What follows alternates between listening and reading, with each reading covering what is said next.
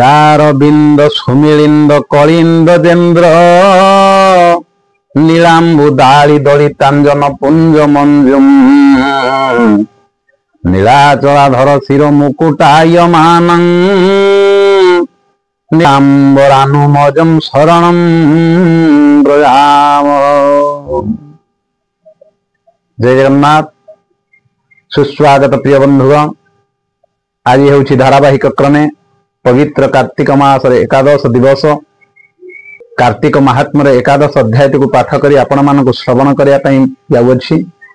श्रद्धार सहित आपण मैंने श्रवण कले श्रम सार्थक हेब। जय जगन्नाथ।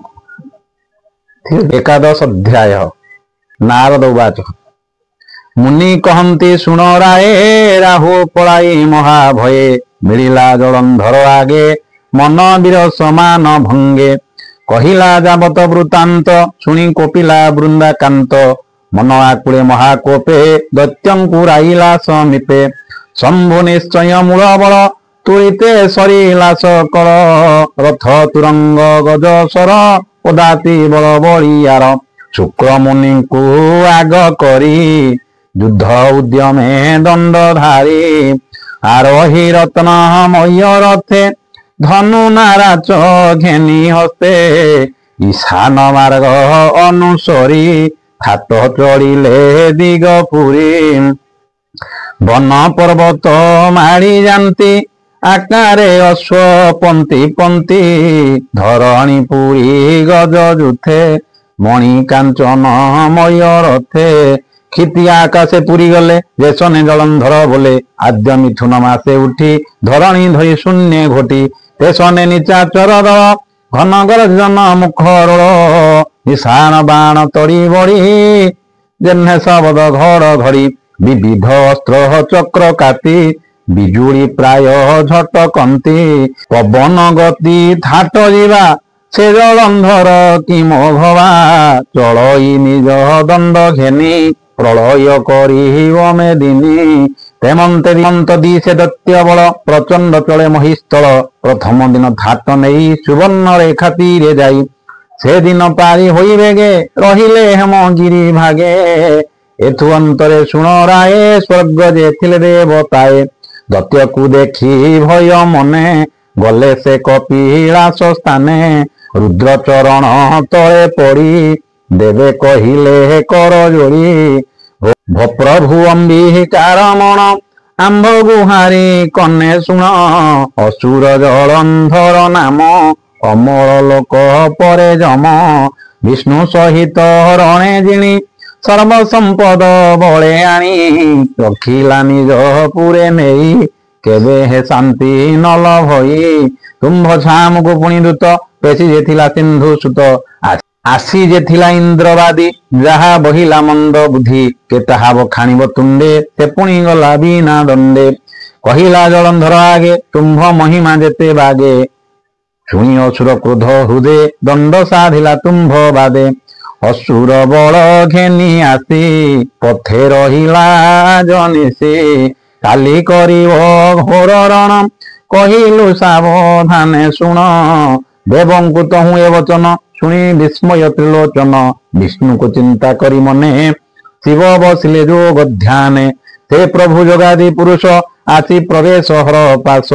विष्णु दर्शन पाई देवे रुद्र सहित उठी सर्वे नमिले गोविंद चरण मध्य विजय नारायण शिव जनांती आग करी भोदेव शुण दईतारी तुम्भे प्राणी कह पंचभूत महिमा कलु विपरीत खलनाशन बाना बही असुर पुरे अछुर ही निज सेवक दे दुख एणु मणुछ केउ सुख देव कलंक जलंधर ताहाकु किंपाई न मार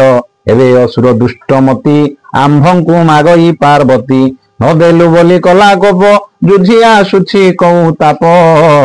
एकिश विपरीत बाणी विचारी कह चक्र पाणी रुद्र वचने चक्रधर बोलंती शुण देवहर से जलंधर तुम्भ से जात होइला सिंधु देशे ରେଣୁ ଯେ ଲକ୍ଷ୍ମୀର ସାନୁଜ ଏ ଦୁଇ ଉପରୋଧ ଅନୁଜ ଆମ୍ଭରେ ନୁହ ଇ ବିନାଶ ତୁମ୍ଭଙ୍କୁ ଅଛି ତେଣେ ଯଶ ଦୁଷ୍ଟ ନିବାରି ସନ୍ଥ ରଖ ହସି କହନ୍ତି ପଦ୍ମ ମୁଖ ବିଷ୍ଣୁ ବଚନେ ବିଶ୍ୱନାଥ ଶିରେ ନିବେଶିବେ ନିହସ୍ତ ବୋଲନ୍ତି ଶୁଣ ଗଦାଧର ଦୈତ୍ୟନାଶନେ ଏକ ସର ସବୁ ଦେବଙ୍କ ତେଜ ଭରି ମତେ ଆୟୁଧ ଦିଅ କରି ଶେଷରେ ମାରିବି ଅସୁର ଦେବଙ୍କ ଶତ୍ରୁ ଜଳନ୍ଧର ଈଶ୍ୱର ବଚନ ପ୍ରମାଣେ ସକଳ ଦେବେ ତତ୍କ୍ଷଣେ ଯେ ଯାହା ଅଙ୍ଗୁ ତେଜ କାଢି ରଖିଲେ କଠାବେ ବାଢି ବିଷ୍ଣୁ ଆୟୁଧ କଲେ ତାହା ସୁଦର୍ଶନ ବୋଲି ଯାହା ସେ ଚନ୍ଦ୍ର ତେଜ ନରଗଳ ଜାଜୁଲ୍ୟ ଜାର ଜ୍ୟୋତି ମାଳ ଆଦିତ୍ୟ ତେଜ ପ୍ରାୟ ହୋଇ 33 କୋଟି ଗୁଣେ ଡେଇଁ ହେ ଚକ୍ର ଘେନି ନାରାୟଣ ରୁଦ୍ରଙ୍କୁ କଲେ ସମର୍ପଣ ଦୈତ୍ୟ ଜାଣିବ ବୋଲି ଡରେ ତ୍ୱରିତ ଗଲେ ଯେଧାପୁରେ ଦାନବପୁରେ ବିଜେ ହରି ନ ଜାଣେ ଲକ୍ଷ୍ମୀ ଆଦି କରି ଏଠୁ ଅନ୍ତରେ ନିଶି ଶେଷେ ଅସୁର ଜ୍ୟୋତି ପ୍ରକାଶେ ପୂର୍ବ ଦିଗରେ ଛାୟାପତି ଉଦୟ ଅସ୍ତ ଗଲା ରାତି ଦୈତ୍ୟ ଯେ ଥିଲା ହେମଗିରି ପ୍ରଭାତେ ଥାଟ ସଜ କରି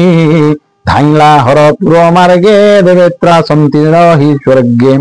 ଅସୁର ଥାଟ ଘେନି ଯାଇ ସରଣୀ ନଦୀ ତୀରେ ରହି ବାଜଇ ଟମକ ନିଶାଣ ଶୁଣି ଧାଇଁଲେ ରୁଦ୍ର ଗଣ ରାତି ହିଁ ଥିଲେ ସଜ ହୋଇ ଯେଣୁ ବାରତା ଥିଲେ ପାଇ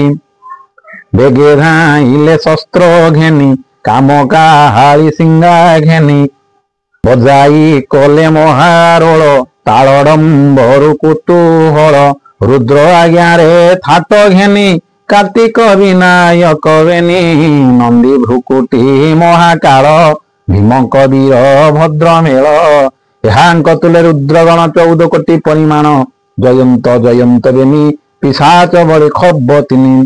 ଭୂତ ବେତାଳ ବୀର ଚଣ୍ଡ କୁଷ୍ମାଣ୍ଡ କରେ ଲଭ ଦଣ୍ଡ 16 କୋଟି ଚକ୍ର ଭାଲ ଘେନି ଧାଇଁଲେ ପଲ ପଲ ଯୋଗୀ ସନ୍ନ୍ୟାସୀ ଦଣ୍ଡ ଧାରି ସିନ୍ଧୁ ସାଧିବ ଦିଗମ୍ବରୀ ସମାଧି ଆସନ ଉପେକ୍ଷୀ ବେଗେ ଧାଇଁଲେ ଯୁଦ୍ଧ କରି ପର୍ବତୁ ଉଲ୍ହାଇ ତୁରିତେ ମିଳିଲେ ଦୈତ୍ୟଙ୍କ ଗ୍ରତେ ଅସୁର ରୁଦ୍ର ବଳ ଦେଖି ବିନ୍ଧିଲେ ଉପରୋଧନ ଦେଖି ଶମ୍ଭୁନି ଶମ୍ଭୁ ବେନି ବୀର ଅସୁର ଥାଟେ ଆଗୁସାର ଈଶ୍ୱର ଥାଟେ ସେନାପତି କାର୍ତ୍ତିକେଶ୍ୱର ମହାମତି ତାହାଙ୍କ ପଛେ ରୁଦ୍ର ବଳ ଅସୁର ଥାଟେ କଲେ ଗୋଳ ଚକ୍ର ନାରା ଚଷୁଳ ପେଶି ଉଭୟ ଥାଟ ମିଶା ମିଶି ବେନି ସାଗର ଭେଟ ପ୍ରାୟ ସମର ଗତି ଅପ୍ରମେୟ ବଜାଇ ନାନା ବାଦ୍ୟ ଧ୍ୱନି ଶବଦେ କମ୍ପେ ପୁର ତିନି ନିର୍ଘାତ ପ୍ରାୟ ବାଣ ବୃଷ୍ଟି ବିଶ୍ୱ ଧୂମମୟ ସୃଷ୍ଟି ଉଭୟ ଥାଟେ ମୁଖ ଗୋଳ ଶବଦ କରେ ମହାରୋଳ ଶରଣୀ ନଦୀ କୂଳ ରଣ ଅସୁର ଥାଟେ ଶିବ ଗଣ ଚକ୍ର କୁଠାର ବାଣ ପେଶି ଭରିକେ ଦୈତ୍ୟ ବଳ ନାସି ପଡ଼ିଲେ ଅସଂଖ୍ୟକ ମୋଡ଼ା ତୀରେ ଧରଣୀ ନାହିଁ ଛଡ଼ା 5 ଯୋଜନା ୟତରେ ମୋଡ଼ା ପଡ଼ିଲେ ନିଘଞ୍ଚରେ ଯେ ସନେ ବନ୍ଧ କାଟିଦେଲେ ଲୋଟି ପଡ଼ନ୍ତି ପଦ୍ମ ଫୁଲେ ସେ ରୂପେ ନିଶାଚର ଗଣେ ପଡ଼ି କାର୍ତ୍ତିକ ଗଣ ବାଣେ ସେ ରୂପେ ନିଶାଚର ଗଣେ ପଡ଼ି କାର୍ତ୍ତିକ ଗଣ ବାଣେ ଭୀମଙ୍କ ଭଦ୍ର ସେନ ବୀର ବଜ୍ର ସଦୃଶ ତାଙ୍କ ସର ବହୁତ ଦୈତ୍ୟ ବଳ ଛେଦି ରକତେ ବୁହାଇଲେ ନଦୀ ଶିବ ସୈନ ଧୈର୍ଯ୍ୟ ବଳେ ସେଦିନ ଜୟ କଲେ ହେଳେ ଅସୁର ଥାଟେ ପରାଜୟେ ଏମନ୍ତେ ରବି ଅସ୍ତ ହୁଏ ନିଶାରେ ଭୃଗୁସୁତ ଆସି ସମର ଭୂମି ମଧ୍ୟେ ପଶି ସୁମରି ମୃତ୍ୟୁ ସଞ୍ଜୀବନୀ ଜିଆଇ ଅସୁର ସୈନି ମିଳନ୍ତି ରାଜା ସନ୍ନିଧାନେ ପୁଣି ସମର ଆର ଦିନେ ପ୍ରଭାତୁ ମିଳିବେନି ବଳେ ଯୁଦ୍ଧ କରନ୍ତି ଅଙ୍ଗ ଛଳେ ପଡ଼ନ୍ତି ଦୁଇ ବଳ ଲୋକ ଅସୁର ମତରନ୍ତି ଯେତକ ରାତ୍ରେ ଜିଆନ୍ତି ଭୃଗୁସୁତେ ଏମନ୍ତ ଗଲା ଦିନା କେତେ ରଜନୀ କାଳେ ଜଗି ବସି ଜାଣିଲେ ଶିବ ପୁରବାସୀ କହିଲେ ଶଙ୍କର ଗ୍ରତ ଭ ପ୍ରଭୁ ଶୁଣ ବିପରୀତ ସେ ଯେ ଅସୁର ଘୋର ରଣେ नित्य नासंती शिव गणे शुक्र जियांती तांकु रात्रे एणु अक्षय दैत्य गोत्रे शुणी विस्मय व्योम केश सक्रोधे छाड़िले निश्वास जुगान्ते जेन्हे घोर बात एक पिशाच कले जात किस कहिबा तार मूर्ति गर्जने कंपीला धरित्री मुकुड़ा केश थरहर बदन अटे गिरिवर कर्णनासिका नेत्र तुंड जिणीय नल सात कुंड पर्वत प्राय बेनिस्तन शिखे की उदे नव घन रेशम दिशे कुचकारी भुज की दिशे आद्रावली विस्तार हृदगिरी तले जेन्हे सई खरा बेले उदर ताल लक्ष्य तेन्हे उत्सर्ग ताल तरु जेन्हे तेमंत दिशे पाद बेनी अति भीषण घोर ध्वनि कोप कंपाई तार देही चरणे दलु अच्छी मही एमंत देख मूर्ति देखी आगे हर बोइले जाओ बेगे असुर गुरु भृग ऋषि जा नाम शुक्र महाऋषि ताहाकु रखिबु गुपते समर शेष परिजन्ते प्राणे न मारी रखिथिबु समर अन्ते छाड़ी देबु हेमंत शिव आज्ञा पाई पिशाची रण स्थाने जाई प्रवेश हेला निशा काले जेन्हे मंदर महाजले तेही प्रकारे थात मिली कोटि संख्यारे मोड़ा गली जेन्हे जा रंगराज पक्षी नीर उपेक्षी क्षीर भक्षी सही प्रकारे शिव दूती जमर असुर निपाती दत्य जेतक अस्त्र कले ता संगे न भेदिला तिले उदर पुरी करी वाली असुर गुरु आगे मिली रथु आनिला ताकू धरी वृक्ष कुसुम प्राय करी अधरे अंग नेई खोसी गिरी कंदरे गला पशी ता देखी हाहाकार करी असुर रणे अपसरी गुरु अभावे मने क्रोधी शिव गण को सर बिंधी नृपति ठारू आज्ञा पाई शंभु निशंभु एनी भाई काल नेमिक संगे घेनी युद्धे टेकिले वीर तिनी ता देखी नंदी महाबली काल नौमी को गाली शंभु सम्मुखे विनायक निशंभु रतीय कुकार्तिक हेमंत सर महाबली उभय था तरणे मिली युद्ध करती एके एके दुर्लभ रण तीनी लोके निशंभु पंच बाण संधि कार्तिक उपर कुबिंधी बाहन उपरे पड़िला घाते मयूर मोह गला पदाति होई शिवसुत असुर युद्ध अप्रमित नंदी केशर शूल पीटी काल नौमी रथ फाटी केतु सारथी सातस्व एक प्रकारे हेले नाश पुणी कुठारे पेशी नंदी काल नेमीर धनु छेदी विरथी होई दत्य वीर घेनिला चरम अशिवर नंदी केश्वर करे फोड़ा समरे तेज अनरगला बेलकु बेल युद्ध टाण पड़ई वज्र समबाण पर्वत शिखर पथरे पड़िले जेन्हे ध्वनि करे सही प्रकार बाण वृष्टि शब्दे कंपु अछि सृष्टि शंभु संगते गणपति मालबंधरे जंता जंती भूमरे पड़ी गड़ा गड़ी केसरी प्राय करी रड़ी चड़क प्राय मुष्टिघात पेटकु प्रहारंती नाथ असुर हाथे गजानन क्षणे होइले अचेतन पुणी चेतना पाई रणे परशु धरी तत्क्षणे शेषरे शंभु मूर्छित एमंत युद्ध प्रमित घोर समर ध्वनि शुणी निजे विजय शूल पाणी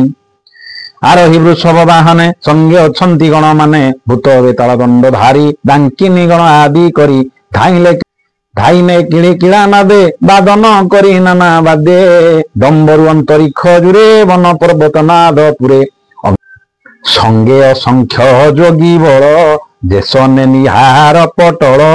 असुर थाटे आसी मिसी शिव नाराचे रिपुध्वंसी रणे आनंद पशुपति बाण बिंधंती कोपे अति पिनाकी धनुर्गुण नादे दैत्यंग हृदय सर भेदे एक नाराते से धुर्झटी सैन्य मारंती कोटि कोटि ता देखी जलंधर रथे आरोही धनु धरी हाथे प्रति सर सर करी शिवं को तीन बाण मारी गणपति को 5 बाण वीरभद्र को 4 पुण नंदी कार्तिक थिले वक्रे ताकू पेशिला एक एक मणिभद्र को लोह दंडे सर्वगण को कांदे कांदे एका बेलके शतस्वर संधान कला जलंधर ताधे की पशुपति पुणी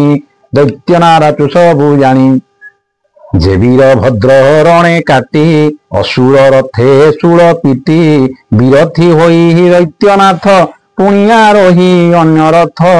ब्रह्म सकती धरी करे पिटिला वीर भद्र शिरे दैत्य प्रहारे भद्र वीर रणे होइला अपहार ए 4 क्षत्री माल युद्धे पड़ी गड़ती माल बंधे हेती प्रहती वीरवेनी युद्धंती शाल शिल घेनी हेमंते अस्त गला बेल रणे उपेक्षिबेनी कूल रहिलेबेनी भाग होई मध्य योजने छिड़ा होई हरि शयन निज पुरे स्नान सारी गंगा नीरे ईश्वर घरे सदानंद घेनई पारी सदवृंद तांडव नृत्य रंगे पशी आनंदे पुहाइले निशी ते महादेव विश्ववास नमई महादेव दास जीवन कारण निमंते शरण हर पादगते से प्रभु दया अनुरागे पद्म पुराण गीत जोगे शुण सुजने चरित कार्तिक महात्मा अमृत तुलसी उत्पत्ति वाणी शुणी संसार तर प्राणी उत्तराखंड सारस्वत कार्तिक महात्म्य अमृत उत्तराखंड सारस्वत कार्तिक महात्म्य अमृत। हरि ओम शांति। इति श्रीपद्म पुराणे उत्तराखंडे कार्तिक महात्म्ये जलधर संग्रामे नामो 11 अध्यायः। सर्वे भवन्तु सुखिनः सर्वे सन्तु निरामया सर्वे भद्राणि पश्यन्तु मा कश्चित् दुःखभाग् भवेत्।